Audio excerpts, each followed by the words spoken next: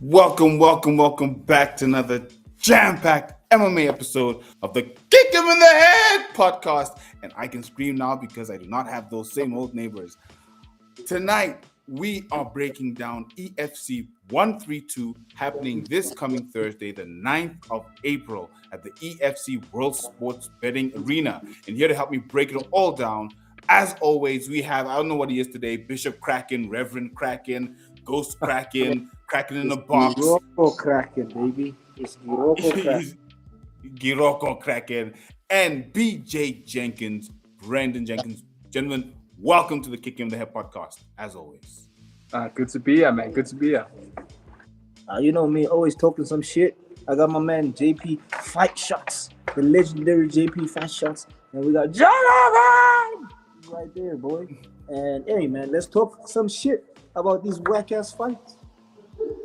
So, honestly, very good to see you guys together right now. I was supposed to be with you guys, but logistics, I was like, you know what, let's just make sure that we can actually get the show out.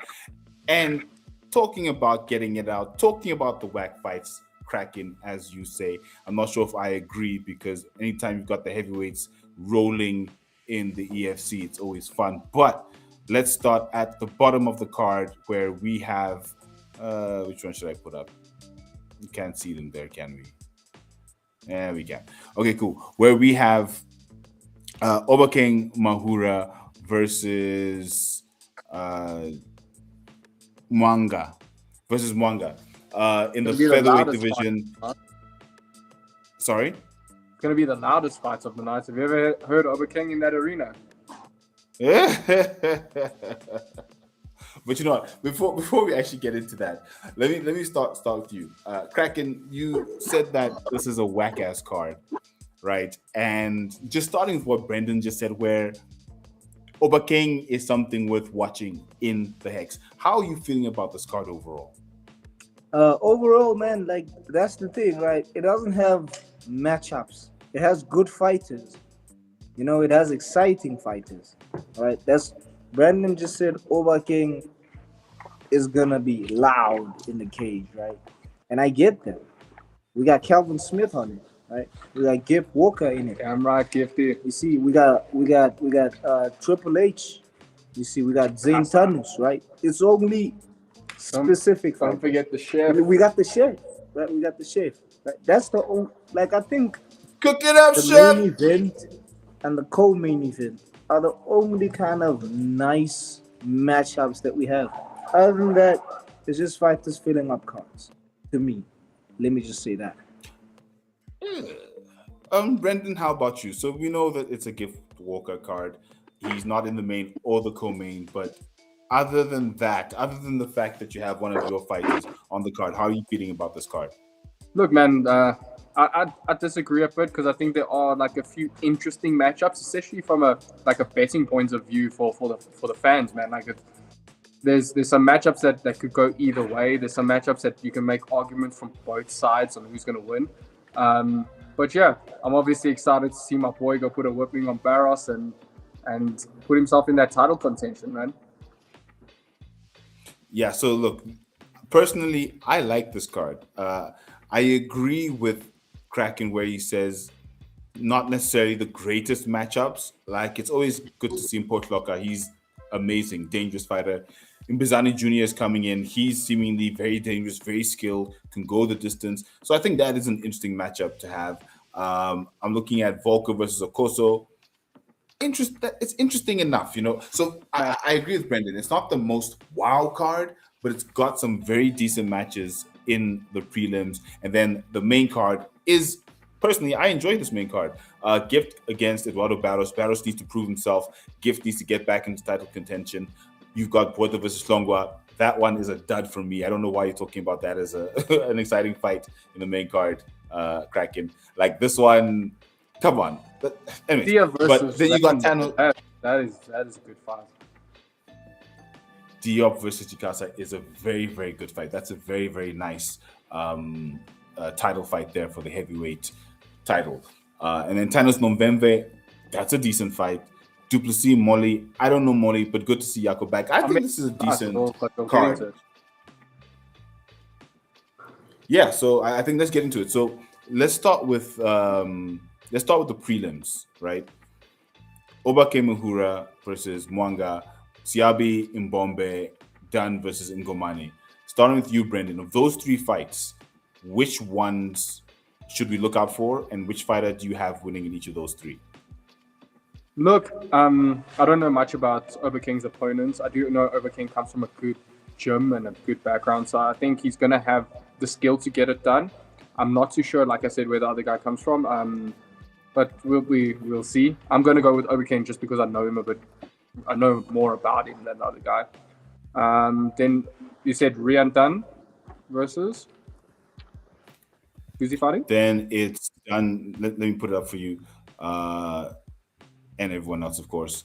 Then it's done Oh yeah, he's versus. fighting Oh my, Mbazani, yeah. Ngobese. He's fighting yes, Lil Caesar. Ngomane. He's Ngomani. fighting Ngomane. Mika Yeah, Ngomane. that's an exciting fight. I think Ngomani brings it every time. But Rian Dunn's put people away that he shouldn't have put away, so he is kind of like a dark horse in the fight. And then I think Tapelo Siabi is gonna just like wrestle his way to a victory. I agree. I've seen him Bombay fighting, and that doesn't really excite me. Kraken, how about you? Of those three in the bottom half of the prelims, which fight do you have as the exciting one, and who do you have winning in each of those three And all fights? these bums, I don't want to talk about them. Okay, just make your picks. Just make your picks. Let the people know what you think. Bum done. Done. Journeyman Siabi. And gave me the Overking guy. Okay, fair enough. Nice picks. Look, as much as I don't agree with you, I definitely want to agree with Brendan. You never I agree think the with me. Dunn Shut the versus fuck up, Ngumani bro. fight. You never agree with me. You know what? the Dunn versus Ngumani fight is gonna be very interesting to watch. That one's gonna be interesting because Ngumani obviously he had a tough fight, got knocked out recently, and he's trying to come back. Got Rian Dunn, whose record is not the best. He's trying to climb the ranks. So for me, I think that one is the most exciting. And always good to see Overking Mahura. So I've got him in that fight. And then Tapelo Siabe is who I have in his fight against Mbombe. Now, let's get to the top half of the prelims, in which we have the returning Hercules, Lucky Macheka versus Rudolph. Then we've got our guy, Kelvin Smith versus Ngubesi. Then we've got Volker versus Okoso and Hloka versus Imbazani. This time, Kraken, let me start with you. Those are four fights, slightly better than the fights on the bottom half of the prelims. Of these, which one do you think we should be looking out for? Which one excites you? And then give me your picks for all four. Hey man, I've been training with Calvin. I obviously know the boy can slug it out, but like I don't think I want to talk about that. But I'm praying to the MMA gods that Lucky like gets a win in his winning column, bro. Because like that boy has been on a fucking losing streak that pains my fucking soul, bro. You know, he was supposed to be this touted prospect, and he's been on a bum streak. So I'm kind of excited to see what he brings to the table. Otherwise, it's going to be turning into a kati or something. You know, It's so like you read my mind. I don't need that for my boy, man. I don't need that for my boy because he's a Tswana man. We can't have bum Tswana man, you know. So that's the one fight that I'm looking for. Obviously, like I said, Calvin Smith, but I'm looking forward to seeing Mpo Hloka. I think Mpo Hloka is who should he be fighting again? I think no. I think there's somebody I think that was calling him out recently. I don't know who it was. It was after his fight with Francis Martin. Gosh, I can't remember right now. It'll come to me. But yeah, someone was calling him. Cooney's cat? He's dropping down to bantamweight for this fight. Oh.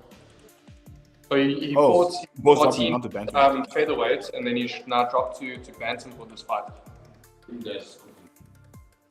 That's interesting. I wonder how the weight cut is going to come into play.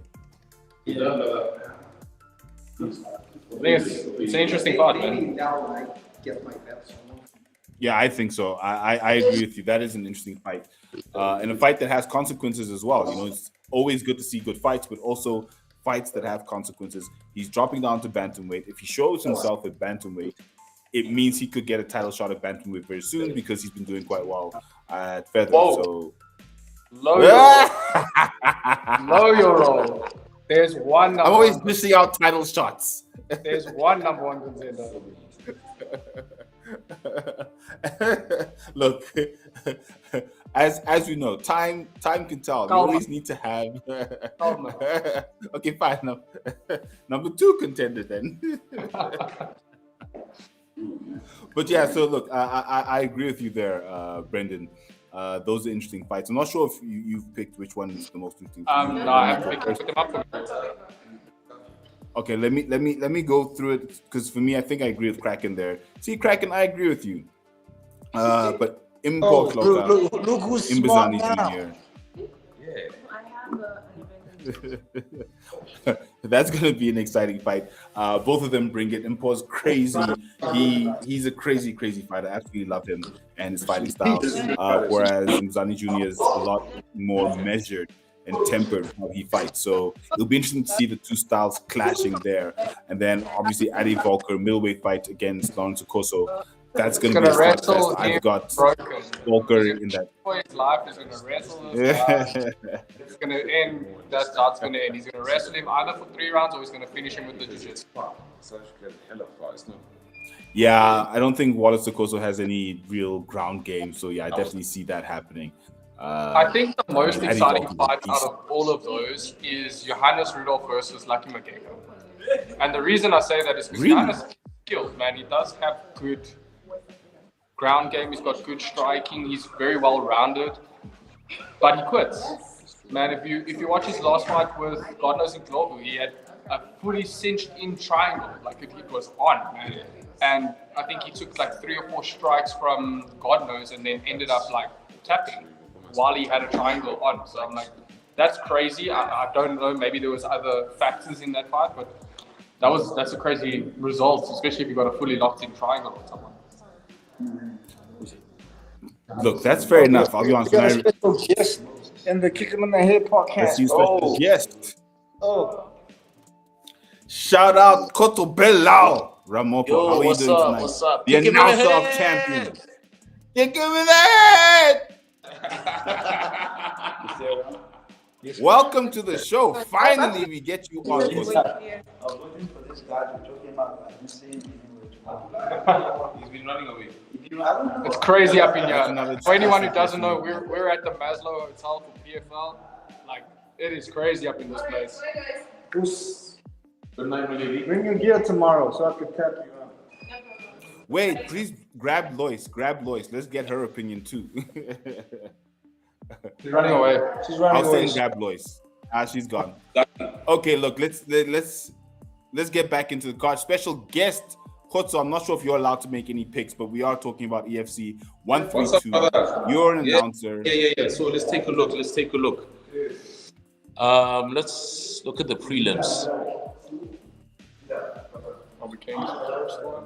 Give us which fight you're looking forward to and the results for the main and the co-main. All right, let me just Since take a look. I'm assuming we don't have you for long, or do we have you for long? No, you don't have me for long, but this does look interesting. Let's get that. I'm not able to see the names or the faces properly. Just a second. So on the main card, it's DJIKASA versus Diop. Then it's JT Bota versus Kulikani Hlongwa. Then it's Gift Walker versus Eduardo Barros. Nate versus the chef. Oh man, look, yeah. Versus Molly. So we're looking at Zayn Tanus versus the chef. That's going to be an absolute banger in the light heavyweight division. That's split right down the middle. I know they have a little bit of bad blood because they met in the amateurs. I mean, the two gents are still respectful, but I think it's going to be a banger. And then we have Gift Walker versus Eduardo Barros. Gift Walker, extremely high IQ, wrestling, grappling, coming out of Tinkerbell. And then you have Barros, who's just coming off a loss, and I think he wants to get his lick back. But he fought a very, very dangerous Brian Guababa, who's looking at Faiz Jacobs. But back to Barros and Gift Walker, man, I think that's going to be a potential fight of the night. And we have Chef Chef's fight, I think, is also going to be potential fight of the night. Peace, love. I agree 100%. My family. And then announcer of champions, Khoto, thank you so much for joining us. Look forward to seeing you in this fight week. PFL Africa is happening this Friday. It's a crazy fight week. Gonna be seeing you boys. Khoto, thank you so much. I will see you on Thursday. Let's go. You see? Cheers, guys. One love. Cheers. And you see, Keeps on giving. those are my picks. I gave you those picks. Oh, you were whispering in his ear. You were a little birdie whispering in his ear. Crazy. Okay, cool. We have heard from Khoto, but let's get on to the next fight. I think we're actually getting to the main card at this point. As I said earlier, main card, the main fight on this main card is DJIKASA versus Adama Blinde Diop. And that's going to be an absolute slugfest in the heavyweight division. Then the co-main is JT Botha versus Kulekane Cold Steel. No, this is not Kulekane. This is Nzwandile. Oops, Snake Bones. My bad, Snake Bones. Snake Bones. Yeah, this is Nzwandile Snake Bones Hlongwa fighting against JT Botha. Then we've got Zane Thanos, the God Killer, coming up against the Chef. Let's cook it up, Chef. Sia Nomvembe. That's gonna be a violent fight. Those guys are gonna slap the heck out of each other. Then we've got Gift Walker, House of Tinkerbell, taking on Eduardo Barros, coming off a loss, as Khoto said. That's gonna be a very interesting fight. Both very skilled fighters. Ground game, stand up with Gift, and then you've got Eduardo Barros with all his head kicks and crazy kicks. So let's see what happens there. And then Jaco du Plessis coming up, Team CIT facing Molly. Gentlemen, talk to me. Starting with you, Kraken. You said this is a lackluster card. You didn't really like this card. But if I'm reading the names and the matchups on the main card, what say you about this EFC 132? I would say the main card does have a little bit of name value, you know, because I'm used to EFC cards having Zombie on the prelims, you know. So that's the shit that I'm accustomed to. Like I'm a man of many taste, of expensive taste, let me say that, you know. But as we see the main card, bro, the main card has good name value, you know. And after Siano Mvembe's performance against Luke Michael, like he basically took Luke to a fucking decision on short notice, right? You took him to a decision on a short notice fight. Like I think it was a week notice or something, right? And that means It was like 2 days. You see? Yeah. That just shows how shit Luke is. But like I know that like hurts your feelings. You're gonna get banned again. Sorry, Luke. Sorry to the sponsors and everyone. I apologize. But like I said, Siano Mvembe, I'm looking forward to seeing him pull off an upset, you know, because I feel like Zane Thanos has been fed a bunch of cans, to be honest. You know, he's been fed a bunch of cans, just can crashing. Come on, bro. His last fight was like, I'm sorry to say, but like Conrad Siabi, dog. Come on, you know, like come on. And obviously he fought Conrad Siabi at a catchweight. I think this fight is also a catchweight, right? Yeah, it's catchweight. Yeah, it is a catchweight. It's catchweight. Man, don't listen. 198. Khoto's dumb. You know, I know my shit.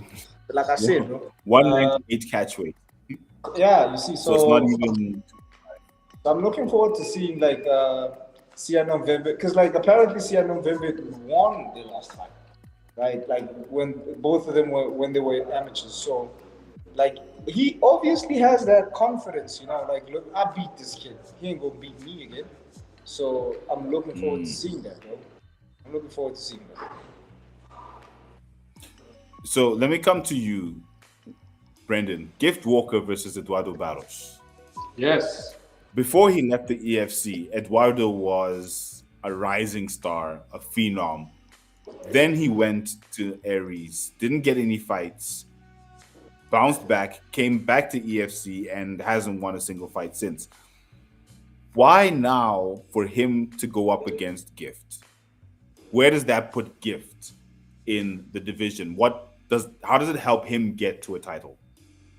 Like, to be dead honest with you, like, man, I think Gift, regardless, Gift is number one contender in the bantamweight division. There's no bantamweight out there that will even come close to Faiz right now. Like, I think he is a good athlete and he is doing wonderful things for the sport. However, Gift is going to come in and he's going to do the job, man. Gift is a world-class athlete in every single aspect of MMA. He is wrestling, jiu-jitsu, striking. His fight IQ is phenomenal. The way he listens to his corner is phenomenal. And at the end of the day, you can't give Gift a straight-up title shot after coming off a loss from UAE Warriors. So Gift came to EFC and also told them, hey man, let me get my win back. Let me be on a win streak. Faiz was coming back with a loss as well. So they're kind of on the same page. Gift wins now. Faiz and Gift on the same win streak. It's a good build, man, to get Gift back to that title. You can't just give someone a title shot coming back off a loss. So I respect Gift for making that decision as well, because it wasn't Gift fighting for a title shot. He was like, hey guys, give me a fight, let me win, and you put me in the title picture. Look, that's very interesting matchmaking. I see the logic behind it. Look, I don't know the process behind choosing Eduardo. In my personal opinion, I think the fight should have been Gift Walker versus Brian Guevara. I think Guevara coming off beating Barros into a Gift fight where he has to prove himself against a really world-class athlete in order to get a title shot. I think that makes a lot more sense than just Gift fighting the guy who Brian beat. But at the end of the day, we're not the matchmakers. Graham and Ashley sit down and they decide who should fight who. And they clearly think that this is the best fight on the card, and that's what's going to happen. Look, fair enough. Matchmakers do have difficulties of things like injuries and contract negotiations over and above what makes sense for the fighters. So yeah, no, fully agree. Let's see how this fight goes. Kraken, now I just simply want to know from you, who's going to win this fight? We know how you feel sometimes about House of Tinkerbell and Gift Walker, but who's winning this fight? It's even worse now because I'm like an honorary troublemaker, bro. I was literally knighted into the troublemaker fight camp, right? So I literally have like I have CIT, I have JPB, right? And I have troublemaker. So like I am relishing at this opportunity for Gift Walker to prove himself, right? Like I know he's gonna fucking smoke Barros because Barros got like he said, he got smoked by Guavava, right? And like major respect to fucking Gift Walker because I saw his fight last time, bro. Remember when he was like smoking? He was smoking Triple S, right? And he faked like shots and like it was like fucking sprawling and shit. It was a comedy show, bro. So I respect the level of Gift, the level that Gift is at, and I can't wait, bro. Like he just made me more invested in this fight now. Talking about Gift Walker versus Faiz Jacobs, because we're down to smoke another turkey at the Troublemakers. So I say we do something. When that fight comes along and we get Gift Walker versus Faiz Jacobs, hopefully it happens in Cape Town. That would be beautiful for us to travel down to Cape Town and whip him in his hometown. We should do a jiu-jitsu fight. No, definitely. I can smoke Me versus the Kraken in a jiu-jitsu fight, the same fight week as Gift Walker versus Faiz Jacobs. Let's make it happen. And we do it on the beach. We're doing it on the beach. I smoke him for everybody who is fighting cancer. Because what the fuck is this? But like, hey, man. Make it happen. Let's make it happen. Sign on the dotted line. I ain't scared of nobody. I'm king of the white belts. King of the white belts. Brendan, just be careful because Aki wants to roll around with you in the sand, which sounds very, very freaky. But I'm looking forward to seeing that fight. That's actually going to be a very interesting fight to see Gift Walker up against Faiz Jacobs. because right now Faiz is just seemingly untouchable. Gift is a former champion. They Ooh, both I don't know gone about out. untouchable, man. Did you watch that last fight? Look, He's about to Look. complain about the back of the head. No, shots. He's about dude. to complain about the back Well of the done head. on Faiz for finishing that fight. That's not what I'm saying. I'm saying it was a tough fight. That's what I'm saying. it was a tough fight. fight, Trent that's what it was. Gordon was, but that's the thing. It was a fight, and Good work on Faiz Look, for I hear winning, your man. point, I think It was a phenomenal performance. Well done. But like a true champion, Faiz found a way. Let's see if Gift can find a way back to the winning column. Let's just see. okay, let's talk about an interesting fight. Well, it's not that interesting, to be honest. I think it's the least interesting. But Jaco du Plessis is back fighting against Christopher Molly. Christopher Molly, who has a record of 6-4 versus Du Plessis' record of 4-2. So, for all intents and purposes, a more experienced fighter who primarily fights out of Middle East and Africa. Sorry, Middle East. How do you feel about this fight? Jaco coming back. I met Molly today. He's training with Cedric Moller, who used to work for or train and coach at PESPA in PE. So he's going to be coming in with some knowledge and some education. He's going to have good fights IQ. I think this is going to be a very interesting matchup. This man is he's a specimen. He's huge. He's a massive guy. So I think the size is also going to be a factor. I think this is a great fight to watch.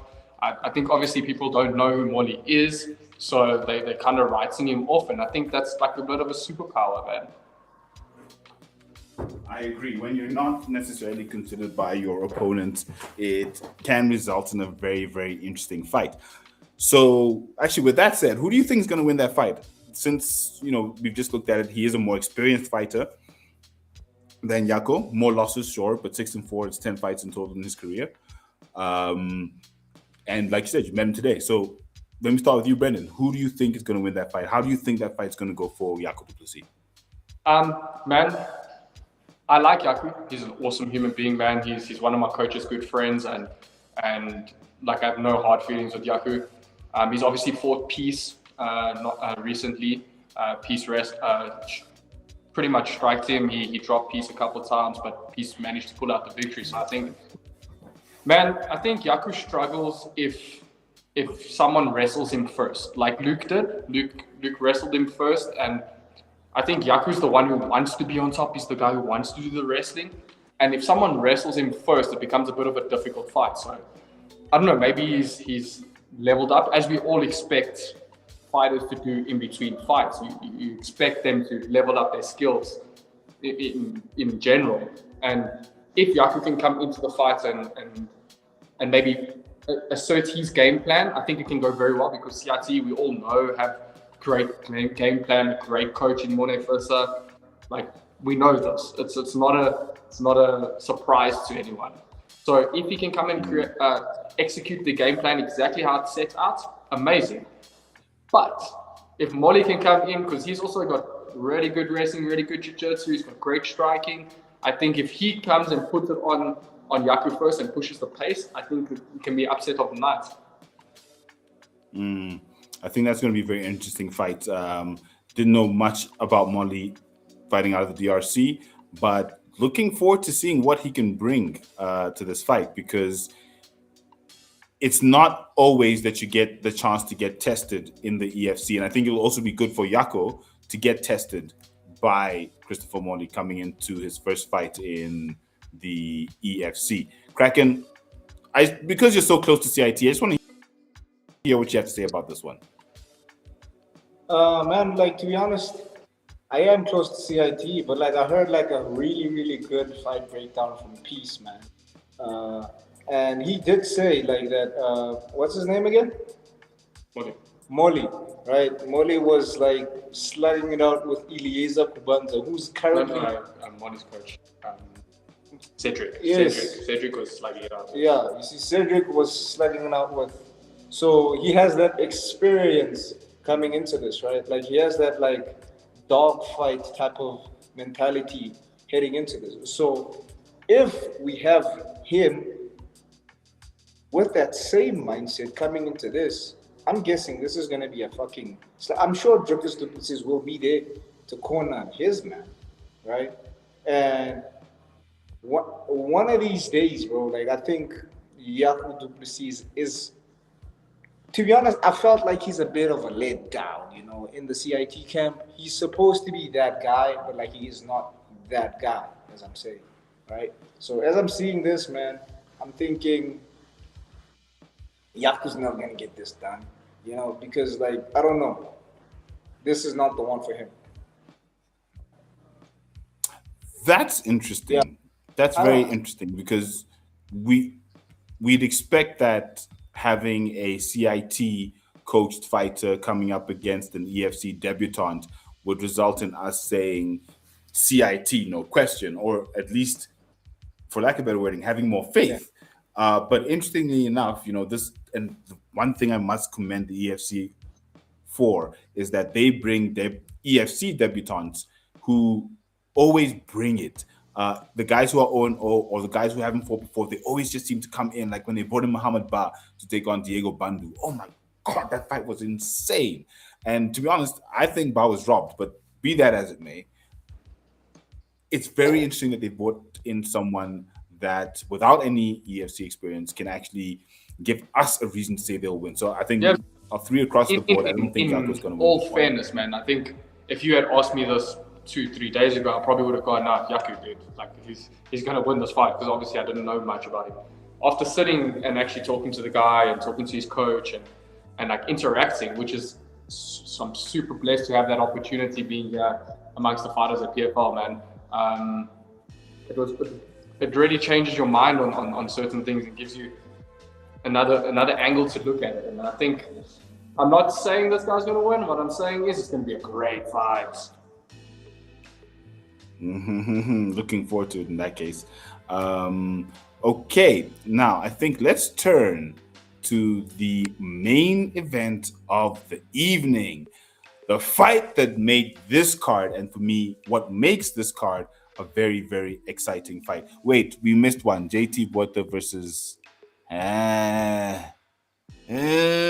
there much you guys want to say about JT Botha versus Mzondile Hlongwa? If Mzondile doesn't I really round, don't JT takes it home. Do you think he's gonna get it? He hasn't knocked in one out since, his viral spinning back. But I think he's going to go balls to the walls to finish it in round one. And if he doesn't, he's going to gas, and that's going to give JT exactly what he needs to wrestle this guy for the rest of the fight. Yeah, look, he always gasses by the second. I agree with you on that one. Kraken? CIT. Okay. So we're all for CIT on this one. Yeah, I don't know. Since Snake Bones came in, him and his brother, they're just punching bags these days. It's pretty sucky if you're a fan. But okay, cool. Let's get on to the We also haven't main spoken event. about Sia and Zayn properly. Dum. Sia and Zayn. Okay, you know what? Since you called it, take it away. Of the night. Sia versus Zayn. Zayn Thanos Fight of the night. versus Sia the Chef November. Man, take it away, Brendan. Tell us, why is it this is going to be fight of the night. I think Zayn has all the tools to get the job done, but I also feel like Chef has all the tools to get the job done. I think they're very equally matched in terms of their strengths versus their opponent's weaknesses. I think Zayn's strength is he's very well-rounded. He's got good jiu-jitsu, he's got great wrestling, he's got good striking, so he can take the fight anywhere it wants to go. We've obviously seen in the past that Sia hasn't done too well with wrestlers, although the top wrestler in the division couldn't finish him. So he managed to sprawl a couple takedowns there and managed to survive 5 rounds of a fight on 2 days' notice. Sia always comes to fight. Sia always comes to put on a show. Sia's there to punch you in the face. Like, if something is guaranteed on that night, Sia's punching you in the face. That man comes to fight. He brings it and he'll fight right to the end. Even if he's rocked, if he's been touched, like, Sia will throw hands no matter what. And I think if we look at people who put pressure on Zayn, As I saw at the All Africans when they had it at the Performance Institute. When someone puts a lot of pressure on Zayn, he kind of like doesn't handle it too well. In saying that, I love both of these fighters, man. They are both awesome human beings. They're friends of mine. It sucks to watch my friends fight, but I think it's going to be one cracking fight for the fans to watch. Cracking fight, no pun intended. Cracking, what's your opinion? Yeah, bro, like I said, bro, like for this one, I think Tia's taking this one, you know, coming from like that Luke Michael performance. Like I said, bro, Oh yeah, you he does have that confidence coming into this, you know, and like I said, Zayn Tanus hasn't been. I think it's a good matchup for him to get tested against a seasoned opponent, you know, because like yes, Sia has international experience and coming from, is it UAE Warriors, right? Yeah, UAE Warriors. He has that experience, so he brings that to the table, right? So if they're trying to make Zayn Tanus the guy, right? The guy, is he a middleweight? Is he a light heavyweight? Like who knows, right? Because he fights at catch weights all the time. So Catchweight king. yeah, he's like the catch weight king. So the mere fact that he's able to do that, and come on, he fought like Conrad Siabi, so that means they're struggling to get him opponents, right? So obviously having to struggle to get opponents, I think you don't really have like a set goal that you have in mind, you know? Like you don't know the people you should be focusing on. I don't know who to call out. You don't know who to call out. You don't know, like, so it can really get hard to train. Because, like, I would say, just like Peace did say, right? Once you know you're currently in a division with people,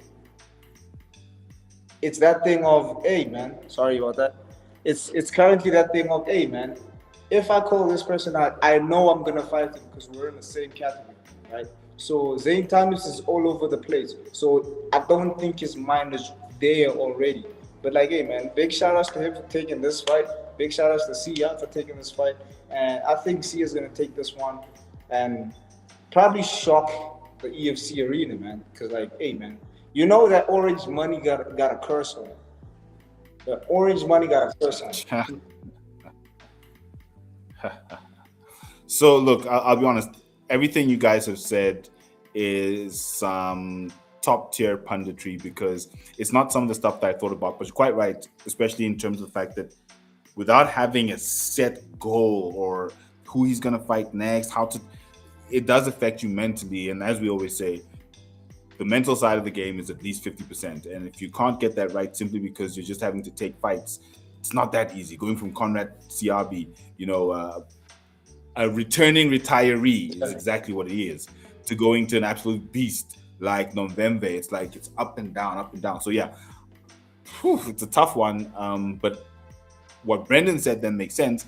Chef puts pressure, and Zayn might wilt under the pressure of the Chef. 3 rounds. So I'm gonna go with November in this one. I love Zayn Tanus. It could go his way. I know he's got one robbery recently. I can't remember who it was against, but basically, I don't think he really won that fight, but he won the fight.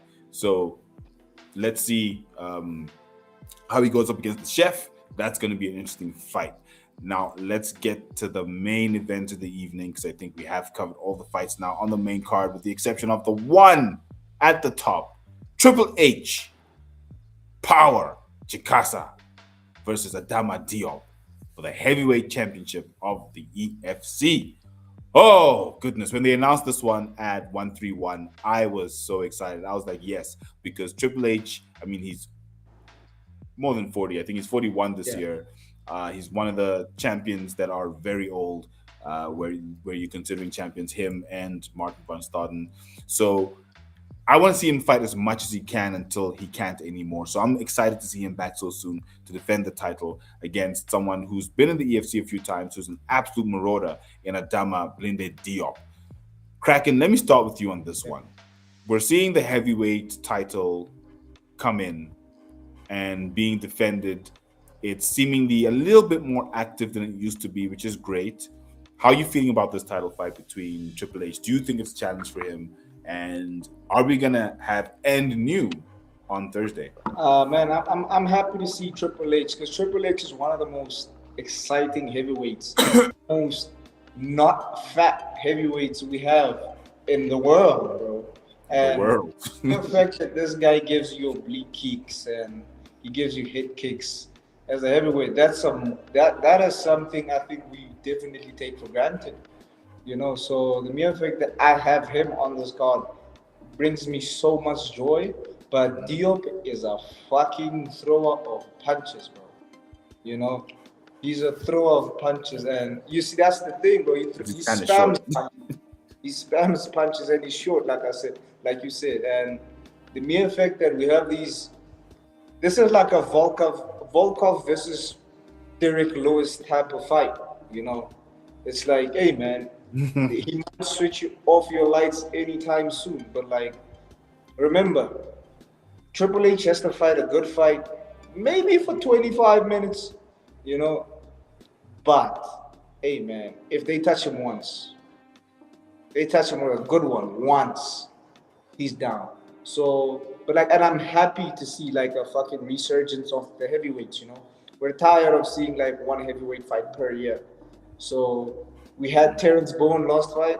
Now we have these guys. So it kind of gives us like I would say, a shape of what the EFC is gonna look like within the year. Who knows? We might have a Terrence Bowen versus the winner of this fight. You never know. So the mere fact that we have active heavyweights is a blessing, nonetheless. But like I said, man, Triple H all the way. Triple H power. Brendan,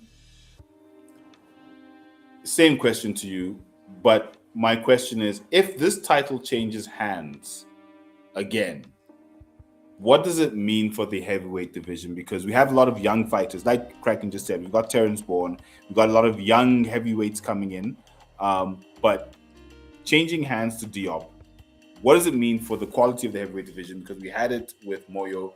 We had it with Triple H now. Before that, it was vacant. Sorry, not even vacant, but it was just like dormant for like 2 years or something crazy. Is a change of hands a good thing for the division at this point or not? And what's your prediction?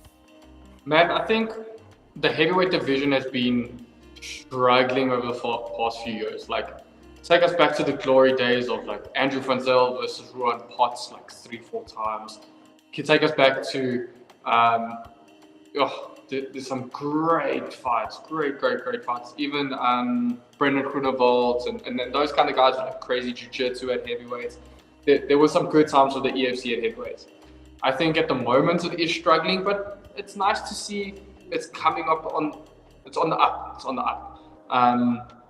Do I think a change of title is good, like the better thing for the division or anything like that? No, I don't. I don't think Triple H keeping the title is a better thing for the division. I think having a heavyweight title fight is the best thing for the division. It would be nice to see more heavyweights come through. Terrence Bourne is kind of like the number one contender in a pool of not so many fish, or big fish, but there's not many of them.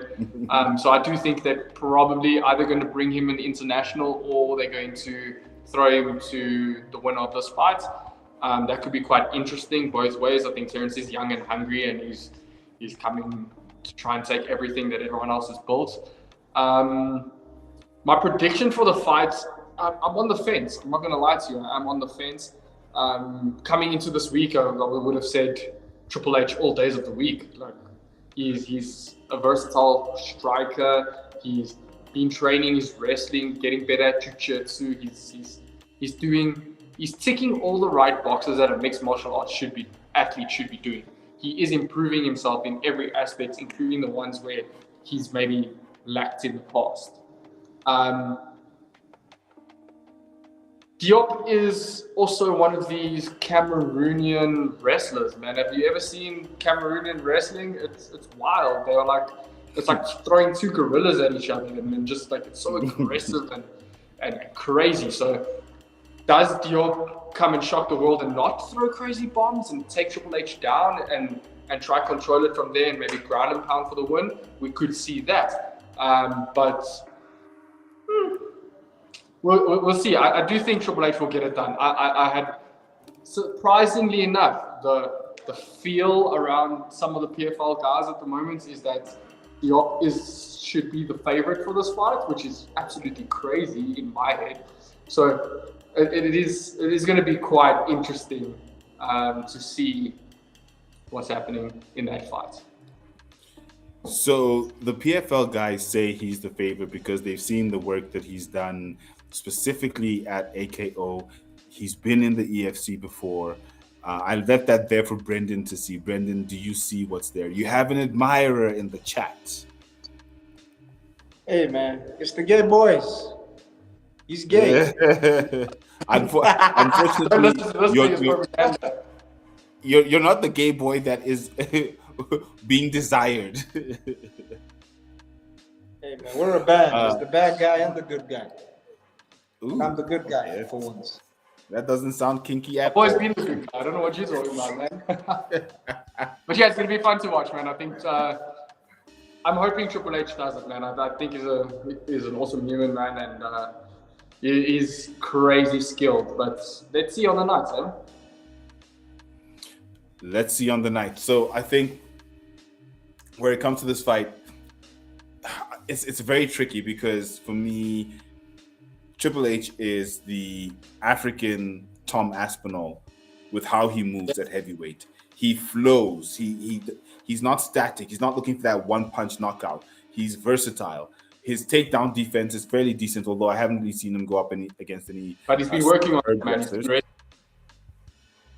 Exactly, because Diop is from Senegal, and we know what Senegalese wrestling is. We know what Rug has brought to MMA with his Senegalese wrestling. So I think him working on it, it's the right time for him to work on it. I think Diop is going to go in there. He's the shorter fighter. He doesn't have the reach on Triple H. If he lets the fight happen at distance, he loses that fight every day of the week. That's what I said.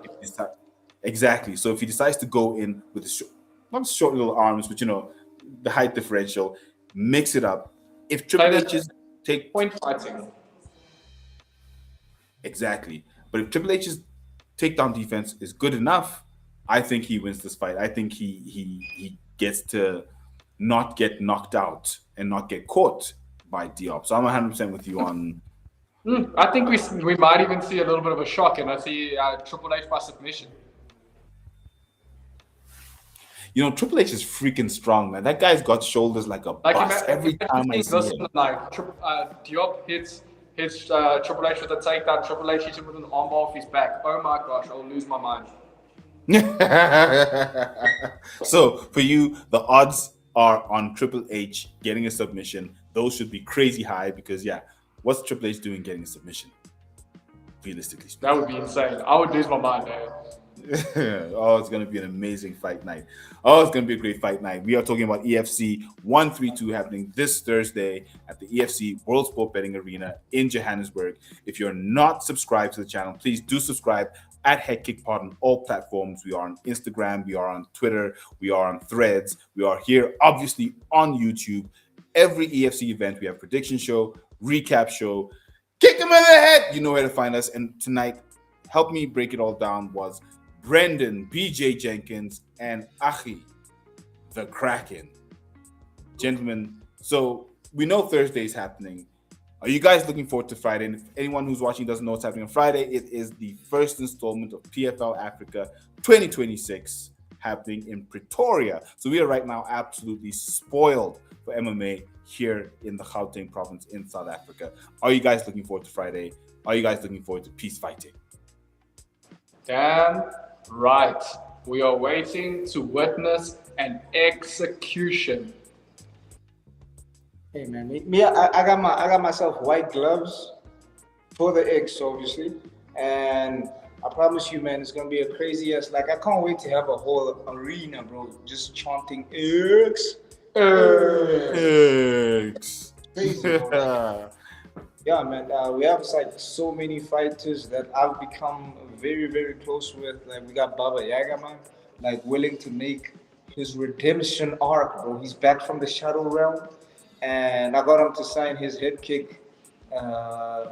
Him getting head kicked poster, bro. I'm gonna frame that. Like that is one of like probably the best aura moments in African MMA. Having a guy who got head kick signing the head kick poster.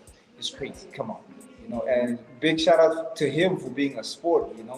And yeah, man. Like I said, I can't wait for the dude to just slug it out and see where we take it with this. And like I said, it's EFC. We got EFC. We got PFL. On Saturday, we got Enigma. Yeah, That's man. crazy. We got Kiara from House of Tinkball, who's going to be rolling on that day, NK Combat Academy. That's going to be awesome. She's jumping in on that. So you guys want to watch some cool jiu-jitsu, hit up Enigma, man. Yeah, come to Apex. Yeah, bro, it's crazy, dog. I got like a teammate fighting. I think I got 2 or 3 teammates fighting at Enigma, and bro, this is Spoiled for choice. Yeah, this is probably the best African combat sports week of all time. Of all time, bro. Like, we got PFL, we got everything set on a day, bro. You don't have to pick. You can go to all of them. Just don't drink too much of one of them because you might miss the next one. Yeah.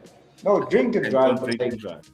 Yeah. No, literally coming back from where I was with you guys, roadblock, standard, cops. They didn't ask any questions, no license, just blow. So yeah, don't drink and drive. Not in these parts. Not in these parts. No. But gentlemen, thank you so much for joining me for this prediction show for EFC 132. I'm really looking forward to it. For anyone who is watching, you can catch all the odds on World Sport Betting. We will have the odds up on our channel as well if you want to find out exactly how these fighters are ranked. Unfortunately, we can't do it anymore on this show because, well, we have to actually kind of redesign. Because last time we got blocked. We will be banned. Don't do it again, bro. We don't want to. Yeah. Not this time. We have guest appearances from everybody. Don't fucking do that. Don't ruin this shit. Amazing episode, gentlemen. Listen, to anyone who is watching, we also will be doing a PFL prediction show tomorrow. Kraken, am I finding you in Pretoria tomorrow? Us.